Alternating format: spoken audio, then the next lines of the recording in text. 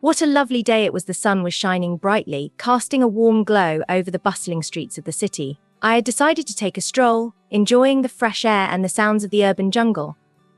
As I turned a corner, I noticed a girl walking towards me. She had a gentle smile on her face, and her bright blue eyes sparkled like diamonds in the sunlight. Her long, curly brown hair cascaded down her back, and her slender figure seemed to glide effortlessly across the pavement. I couldn't help but be drawn to her. There was something about her that radiated warmth and kindness, something that made me feel like I had known her all my life.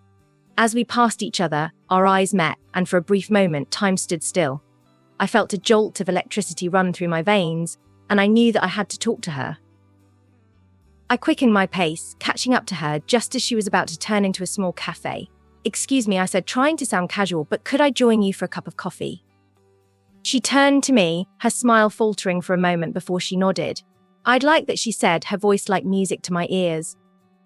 We sat down at a small table by the window, and I learned that her name was Sophia. We talked for hours, sharing stories and laughter, our conversation flowing effortlessly. I was captivated by her intelligence, her sense of humor, and her passion for life. As the sun began to set, casting a golden glow over the city, Sophia and I realized that we had been talking for hours. "I'm so sorry," she said, glancing at her watch. "I have to go. I have a meeting with a friend."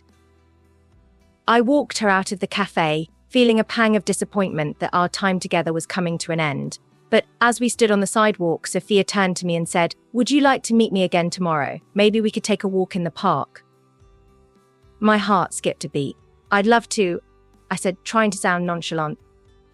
The next day, we met in the park, and our walk turned into a romantic stroll. We talked and laughed, our hands touching occasionally, sending shivers down my spine. As the sun began to set once again, Sophia turned to me and said, "I had a wonderful time today. Would you like to take me out on a proper date?" I grinned, feeling like the luckiest man alive. "I'd love to," I said, taking her hand in mine. From that day on, Sophia and I were inseparable. We explored the city together, holding hands and laughing, our love growing with each passing day. And as I looked into her eyes, I knew that I had found my soulmate, the one person who made my heart sing.